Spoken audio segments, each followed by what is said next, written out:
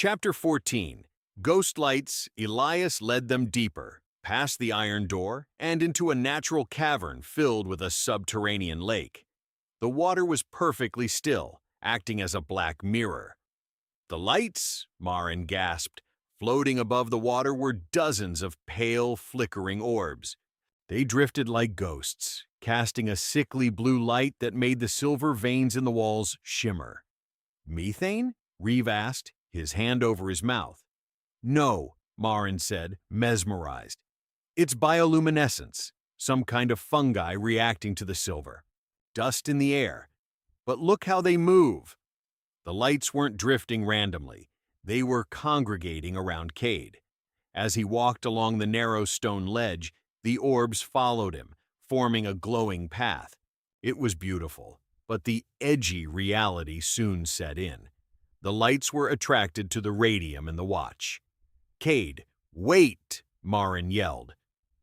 The path of lights led Cade directly toward a section of the floor that looked solid, but was actually a thin crust of salt and silver dust. As his boot hit the surface, it shattered. Cade plunged toward the black water. Reeve lunged, catching Cade's wrist at the last second.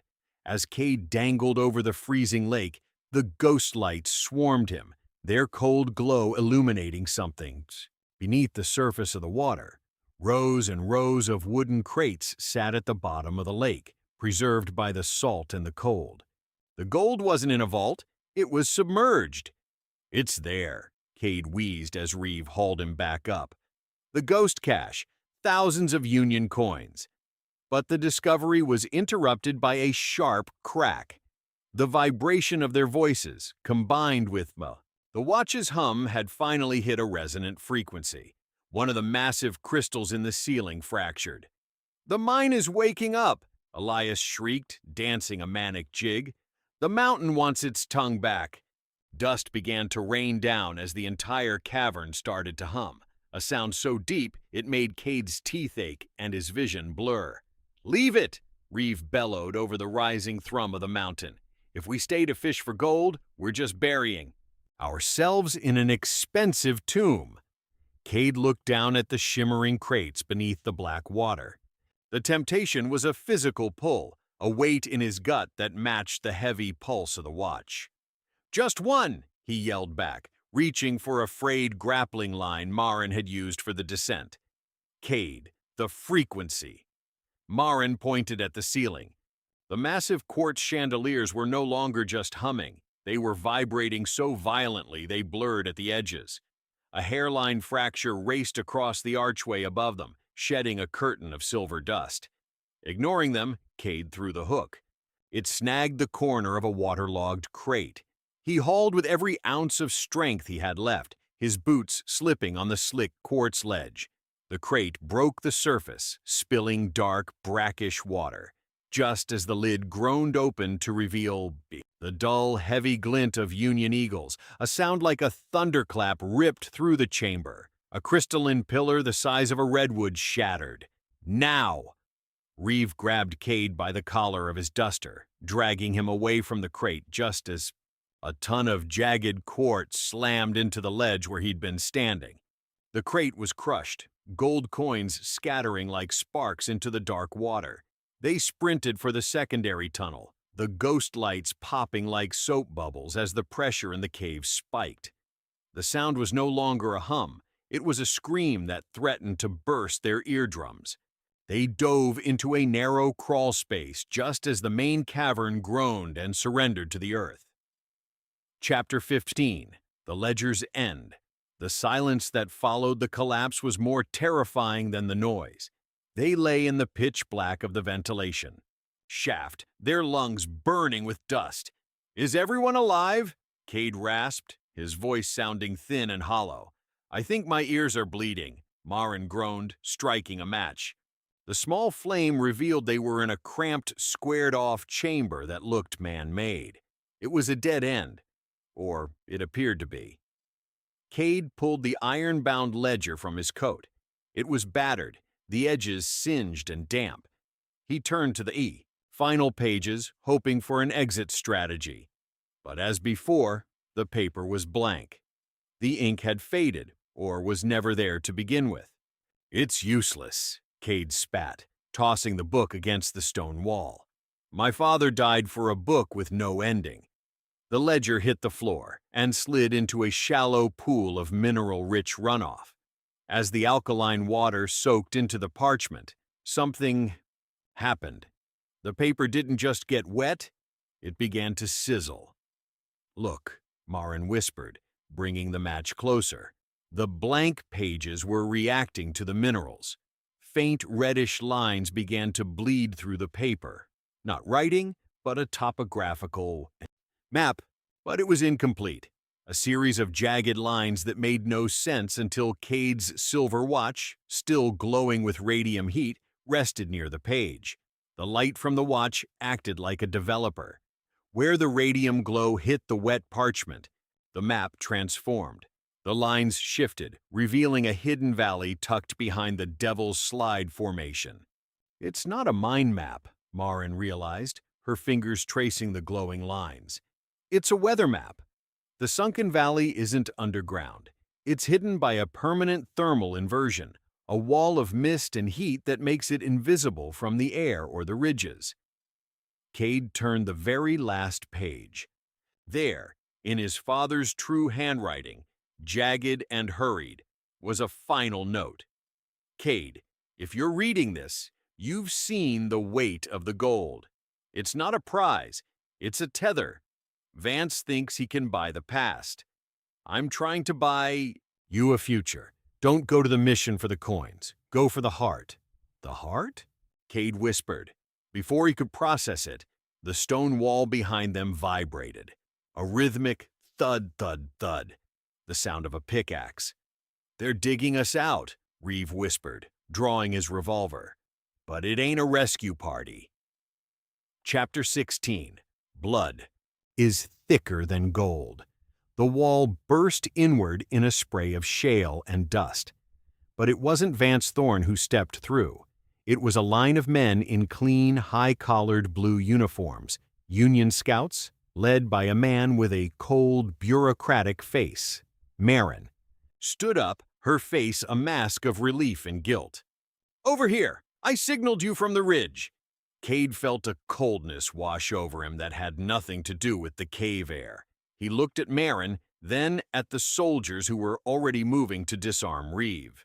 "You called them," Cade said, his voice flat. "Cade." "Listen," Marin said, reaching for his hand, but he pulled back. "Vance is a murderer. You and Reeve, you're outlaws in the eyes of the law. If I didn't call the Loyalists, we'd all end up in a shallow grave.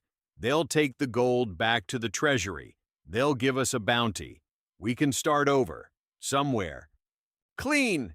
Somewhere clean, built on a betrayal," Reeve spat, his hands raised as a soldier took his belt. The lead officer stepped forward, his eyes landing on Cade's watch. "The Thorn boy. Your father was a traitor, but the government is willing to overlook the bloodline if you hand over that watch and the ledger. It's Union property." Cade looked at the soldiers.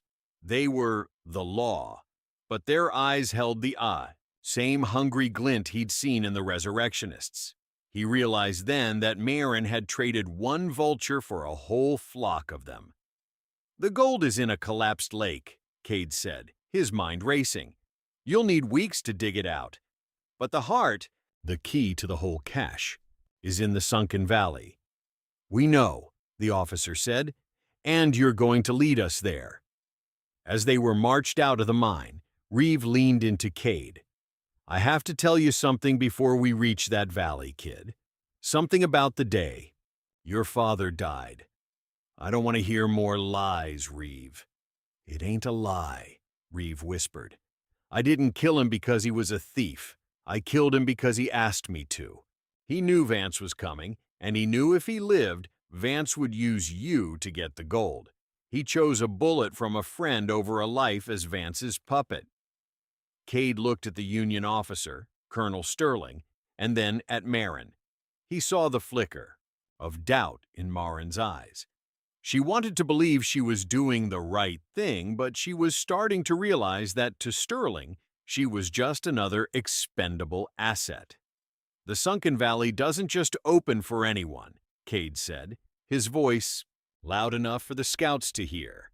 The map in the ledger is only half the story. The watch reacts to the thermal vents in the valley.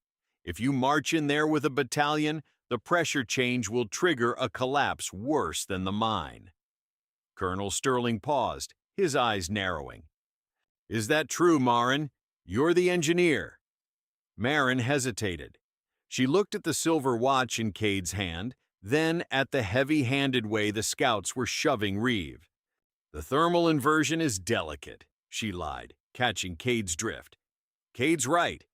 Too much movement, too much heat from a large company. We could lose the entrance forever. Cade saw the wedge and drove it in deeper. I'll lead you. But only if Marin handles the instruments. Your scouts stay back a mile, or we all walk into a fog we never come out of. Sterling didn't like it, but the greed for the ghost cash outweighed his military discipline. He ordered his men to fall, back, leaving only himself and 2 scouts to follow Cade, Marin, and a bound Reeve toward the shimmering heat haze of the valley. Chapter 17. The Siege at Bitter Well. They reached the final watering hole before the sunken valley, a crumbling stone outpost known as Bitter Well. The air was thick and tasted of salt. We camp here, Sterling ordered. At dawn, we enter the haze. But dawn didn't bring light. It brought the vultures. Vance Thorn hadn't been following them. He had bypassed them. As the moon hit its zenith, the first arrow, wrapped in burning pitch, thudded into the roof of the outpost. Then came the rhythmic, terrifying crack of long-range Sharps rifles. "The Resurrectionists!" Reeve yelled, his hands still tied. The Union scouts scrambled, but they were caught in the open. One went down instantly. Sterling dived behind a stone trough, his clean uniform caked in the ancient dust of the well. "Cade!" Marin shouted, crawling toward him. "We have to go! If Vance takes the outpost, he traps everyone inside." In the chaos, Cade found a shard of broken glass. He didn't run for the horses, he ran for Reeve. With a jagged saw of the glass, he sliced through the hemp ropes. "Give me a gun, kid," Reeve rasped, rubbing his bruised wrists. Cade looked at Sterling, who was fumbling with a jammed carbine. Then he looked at the ridge, where the silhouette of Vance Thorn stood, lit by the fires he'd started. "Marin!" Cade called out. "The black powder in the scout's wagon. If you can rig a delay, we can blow the well and create enough smoke to vanish into the haze." "It'll destroy the only water for 50 miles, she argued.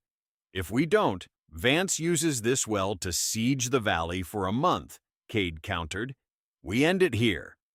Marin nodded, her eyes hardening into the edgy pragmatism Cade had come to expect. She sprinted for the wagon while Cade and Reeve provided cover fire with the scouts' discarded rifles. The explosion was a deafening roar that sent a plume of white, alkaline dust and black smoke hundreds of feet into the air. In the blinding confusion, Cade, Marin, and Reeve mounted their horses and rode straight into the wall of heat. The Sunken Valley. Chapter 18. The Sunken Valley. The transition was like riding through a wall of wet wool. One moment, the air was the searing, bone-dry heat of the bitter well. The next, it was heavy, tropical, and smelled of ancient moss and rotting sweetness.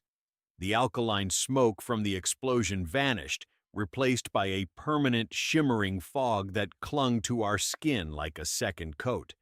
"Look at the horses," Marin whispered, her voice barely audible over the sudden, rhythmic thrum of unseen insects. Their coats were matted with instant condensation. We were descending into a prehistoric pocket of the world, a deep tectonic tier, in the desert floor that trapped the heat and moisture of 1,000 years. As we broke through the final layer of the haze, the valley revealed itself. It was a jagged emerald scar in the middle of the red desert. Giant ferns and twisted cypress. Trees fought for space, their roots strangling the bleached white boulders. And there, at the very center of the valley, sat the mission of San Pedro. It was a ghost of a building, half swallowed by a massive sinkhole. The bell tower leaned at a precarious angle, its mud brick walls weeping with moisture. It didn't look like a place of God. It looked like a tomb that had been unearthed by a violent hand. The thermal inversion, Marin noted, her eyes wide as she checked a brass barometer. The pressure down here is nearly double the rim. That's why the fog never lifts. It's a natural pressure cooker. The gold won't be in chests, Reeves said, his hand resting on the hilt of a stolen Union saber. If it's been down here in this humidity for 10 years, the wood is gone. We're looking for a pile of loose metal and the ghosts that guard it. We moved toward the mission. The silver watch in my pocket began to burn. Not a metaphorical burn. It was radiating a dry, intense heat that made me gasp. I pulled it out, and the radium dial was no longer green. It was a brilliant, pulsating white. "The watch is reacting to the mineral springs under the mission," I said, my heart hammering against my ribs. "It's not just a map. It's a compass. For the energy down here." Suddenly the horses stopped dead, their ears flattened. From the dense foliage surrounding the mission, a sound emerged, a low, rhythmic chanting. It wasn't human. It was the sound of hundreds of crows perched in the cypress trees, all croaking in a dissonant, mocking unison. "The vultures," I whispered. We weren't alone in the garden. Figures moved in the mist. The resurrectionists. They weren't shooting. They were standing perfectly still among the ferns, their gray scarves soaked with moisture, watching us with the patient eyes of scavengers waiting for a beast to finally collapse. "They aren't attacking," Marin breathed, her hand going to her toolkit. "Why aren't they attacking?" "Because we have the key," I said, holding up the glowing watch. "They don't want to kill us. They want us to open the door for them." We reached the heavy, rot-weakened doors of the mission. The wood was black with fungus, the iron hinges rusted into orange lace. As I reached for the handle, the watch's glow reached a fever pitch, a high-pitched whine echoing off the stone walls. "Cade," Reeve warned, his voice low and jagged. "Remember what your father said. Don't go for the coins. Go for the heart." I pushed the doors open. The air that rushed out was cold, impossibly cold, and smelled of old ink and arsenic. I ignored the main sanctuary, where the pews were nothing more than piles of black mold, and followed the frantic pull of the watch toward the spiral staircase of the bell tower. "The tower is unstable, Cade," Marin hissed, her boots splashing through an inch of stagnant, mineral-heavy water. "The whole sinkhole is pulling the foundation south. One wrong step, and the stone will shear." "It's here," I said, my voice sounding like it belonged to someone else. The watch was vibrating so hard my hand felt numb. "The heart is up there." Chapter 20. Temptation's Edge. "Reeve," I said, stepping back, "we have the heart. We have the proof. We can end this."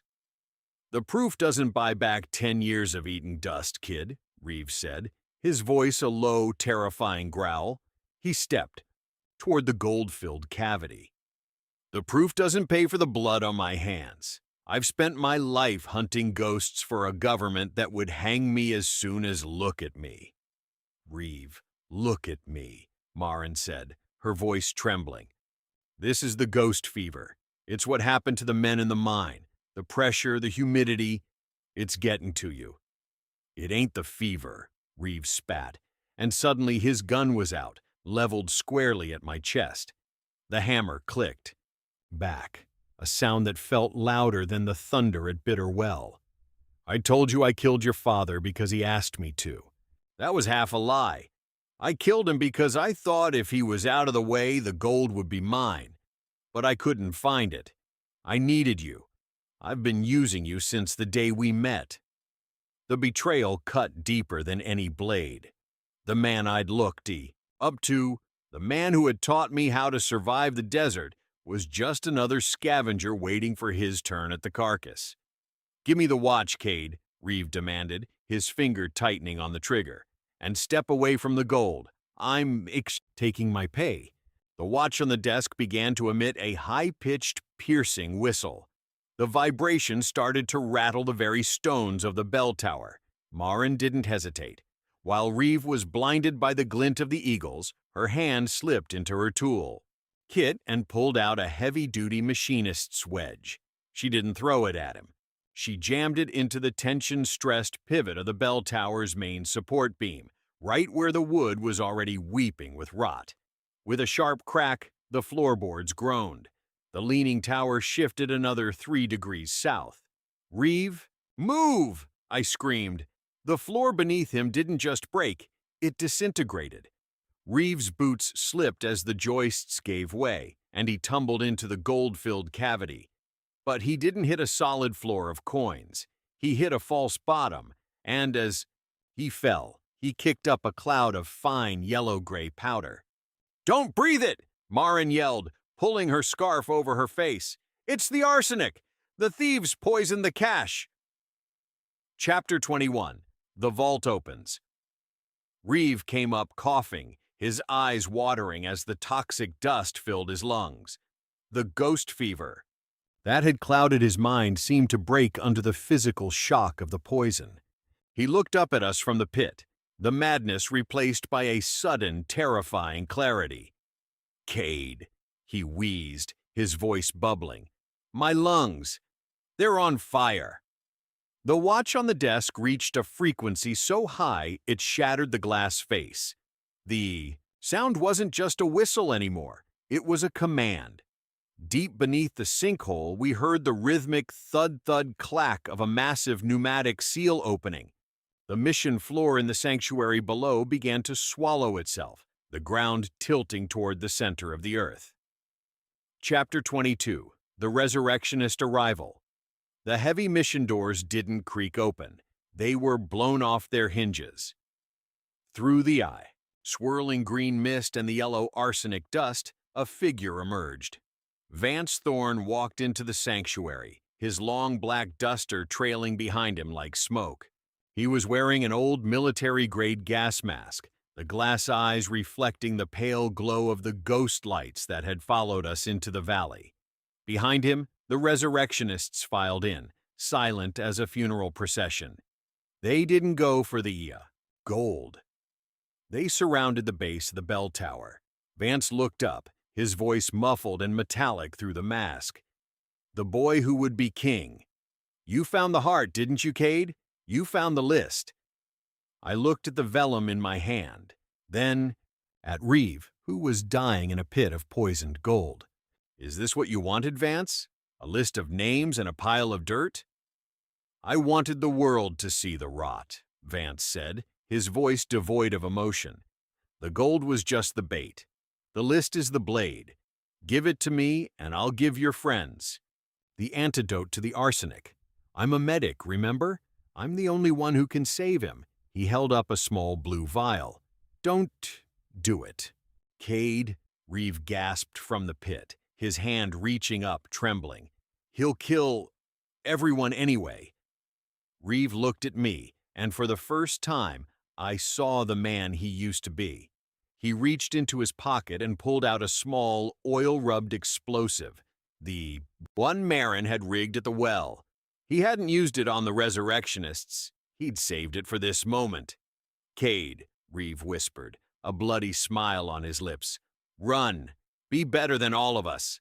Cade looked at the blue vial in Vance's hand, then down at Reeve. The veteran scout's eyes were clear now, the ghost fever burned away by the looming shadow of the end. Reeve's thumb was hooked over the igniter of Marin's explosive. He wasn't asking for the antidote. He was asking for permission to end the cycle. "Cade, the list," Vance shouted, his voice echoing through the gas mask as he began to climb the first few steps of the buckling staircase. "Your father died to protect a world that didn't deserve him. Don't let your mother's death be for nothing, too." Cade froze. his hand tightening on the iron railing. My mother died of the fever. Everyone said so. Vance stopped, the green mist swirling around his black duster. He reached up and slowly pulled the mask away, revealing a face ravaged by the same arsenic dust he was now offering to cure. He smiled, and his teeth were stained gray. The fever? Is that what they told you? Vance laughed, a dry, rattling sound. She didn't die of a sickness, Cade. She died because she was the one who wrote that list. She was the Union's lead archivist. She's the one who found the rot, and your father was the only man brave enough to help her bury it. They didn't kill her with a bullet. They poisoned her slowly, month by month, right under your nose. Your father stole that gold to buy the only thing that could save her. He was too late, but he wasn't too late for you. Cade felt the world splinter. The watch in his pocket, his mother's watch, wasn't just a map. It was a witness. You knew, Cade whispered. You watched her die. I was the doctor who signed the certificate, Vance said, his eyes finally showing a flicker of the madness that had driven him across the desert. I promised your father I'd keep you safe if he led me to the cache, but he knew I'd burn the list to protect my own skin. Now, give it to me. Let the past burn and walk out of this valley a rich man. Cade looked at the vellum, the heart of the mystery. Then he looked at Marin, who was already weeping, and at Reeve, who gave a single, slow nod. My mother didn't write this for you to hide it, Cade said.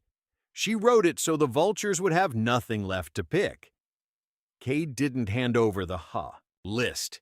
He threw it. The vellum fluttered down into the arsenic-choked pit, landing right on Reeve's chest. Vance let out a guttural scream of rage and lunged forward, but he was too late. Go! Reeve roared, his thumb clicking the igniter. Chapter 23. The Sacrifice. The air in the belfry didn't just vibrate, it curdled. The moment Reeve's thumb depressed the igniter, the high-pitched scream of the silver watch cut out, replaced by a silence so heavy it made my teeth ache. Time seemed to stretch into a thin, fragile wire. I saw the spark, a tiny, defiant glint of orange against the sickly yellow of the arsenic dust. Jump! I screamed, but the word was swallowed by the first concussive wave. I didn't wait for Marin to move. I locked my hand around her forearm, my fingers digging into her skin, and threw us toward the arched window. For a heartbeat, we were suspended in the humid, tropical air of the valley, the last survivors of a dead man's dream. Then, the mission exhaled. It wasn't a sharp bang like a gunshot. It was a deep, earth-shaking thud that felt like the planet itself was punching upward. The methane pockets trapped for centuries beneath the sinkhole ignited in a chain reaction, turning the foundation of San Pedro into a pressurized bomb. We hit the muddy slope of the sinkhole's rim, tumbling over sharp ferns and jagged quartz, but I couldn't stop looking back. A pillar of blue flame, beautiful and terrifying, erupted from the center of the sanctuary. It roared upward, a spear of sapphire fire that tore through the mist. The humid fog of the sunken valley didn't just dissipate. It flashed into a scorching gale of steam that hissed against the cold stone of the canyon walls. Through the shimmering heat, I saw the bell tower. It didn't tip, it sank. The earth beneath it had turned to liquid. Vance Thorn was still visible in the belfry for one final jagged second. He wasn't trying to escape. He was on his knees, his black duster whipped into a frenzy by the rising heat. His hands plunged into the arsenic pit, clawing for the list that was already blackening in the fire. The blue flame consumed him, turning his silhouette into a shadow. Against the light, and then the stone swallowed him whole. The tower collapsed inward, the heavy mission bells tolling one final distorted note as they were dragged into the abyss. The ground beneath us buckled. The sinkhole was expanding, hungry for the rest of the valley. Cade, move! Marin's voice. was a jagged rasp. She was covered in gray mud and soot, her brass goggles shattered around her neck. We scrambled upward, our hands clawing at the collapsing earth. Behind us, the mission of San Pedro and everything it held was being erased. The ghost cache, the list of traitors, and the man who had haunted my father's life were being buried under 1,000,000 tons of red desert rock. As we reached the upper rim, the blue fire died down, leaving only a hollow, smoking crater where the heart of the mystery had been. The thermal veil was gone. For the first time in an hour, I could see the stars. They were cold, distant, and utterly indifferent to the fortune we had just left in the dirt. I looked at my hands. They were burned and shaking, but the weight was gone. The watch was gone. "Reeve," I whispered into the rising steam. There was no answer, only the sound of the desert wind rushing in to fill the vacuum where the sunken valley used to be. Cade stood at the edge of the smoking crater, his lungs burning from the heat and the lingering scent of ozone. The valley was silent now, the lush greenery already beginning to shrivel in the harsh, dry air of the open desert. As the dust began to settle, something caught the moonlight at the very edge of the newly formed cliff. It wasn't the glint of a Union Eagle or the shine of polished silver. It was a small, scorched scrap of leather caught on a jagged root. Cade knelt, his boot sliding on the loose shale, and reached for it. It was the locket Vance had mentioned, the one he claimed belonged to Cade's mother. The chain was snapped, and the silver casing was blackened by the blue fire, but the latch still held. With trembling fingers, Cade pried it open. Inside, protected by a double seal of glass, was a tiny, hand-painted miniature. It wasn't a portrait of his father or mother. It was a painting of a house, a simple, whitewashed cottage with a porch and a garden of bluebonnets. On the opposite side, etched into the metal in his mother's elegant, precise hand, were 2 lines. "The treasure is the soil beneath your feet. Build where the wind is kind."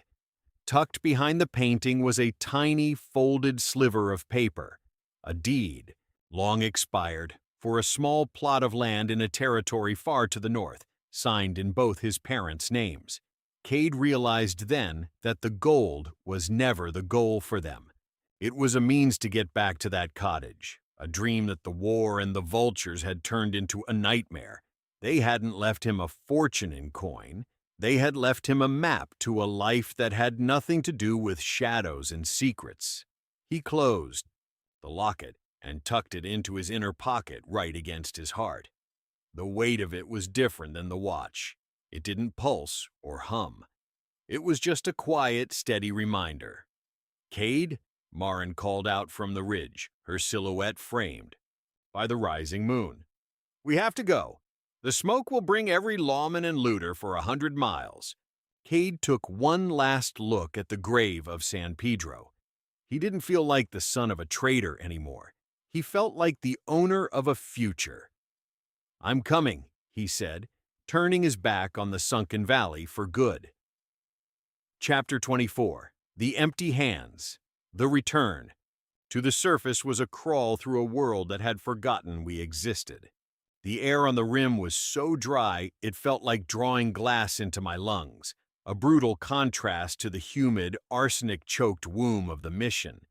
We didn't look back until the last of the blue steam had vanished into the star-pocked sky. We found the key. Union horses huddled near a stand of Joshua trees, their eyes rolling in their heads, terrified by the earth's roar. I didn't check the saddles for gold.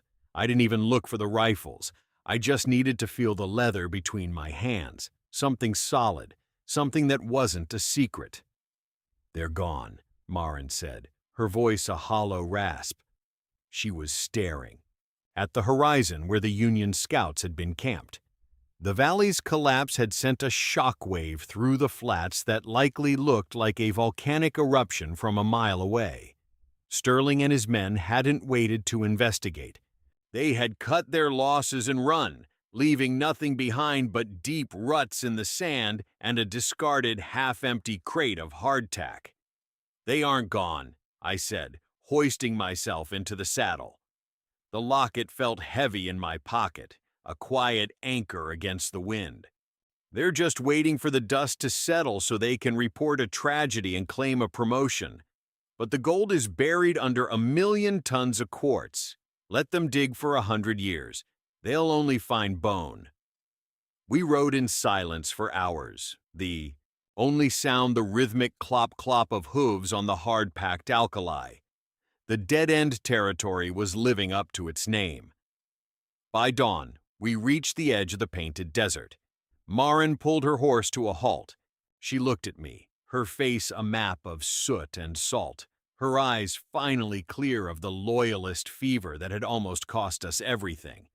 "I spent my life thinking the law was a machine I could fix," she said, looking down at her empty, grease-stained hands. "I thought if I just turned the right gears, the world would run smooth. But there are no gears for what happened down there, Cade." "The world isn't a machine, Marin," I said. "It's a desert. You don't fix it. You just survive it long enough to find a place where the wind is kind." I reached into my pocket and pulled out the locket one last time. I didn't show her the deed. That was for me, a map to a place that didn't need a ledger to find. "Reeve? He saved us," she whispered. "He saved himself," I corrected. "He died a man, not a scavenger. That's more than most of the people on that list will ever get." I turned my horse toward the north, toward the high country where the bluebonnets grew. Marin looked toward the Moorish east, where the smoke of the railroad engines would eventually find her. We were two ghosts riding away from a grave, our hands empty of gold, but finally free of the chains our fathers had forged. "See you in the next life, Cade," she said, her voice a ghost of a smile. "Maybe," I said, tipping my hat. "But in the next one, let's leave the treasure maps at home." Epilogue. The wind is kind 5 years later. The wind in the Montana Territory didn't taste of salt or sulfur. It tasted of pine needles and the cold, sharp promise of the coming winter. I stood on the porch of the small, whitewashed cottage, wiping the dirt from my hands. It wasn't the grease of a stable or the soot of a mine. It was the dark, rich soil of a garden that actually wanted to grow.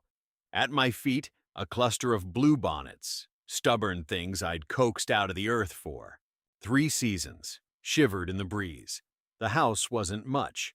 The porch creaked when the temperature dropped, and the roof needed constant attention, but every nail in those boards was mine. I'd built it with the wages of a ranch hand, dollar by honest dollar, without ever looking over my shoulder.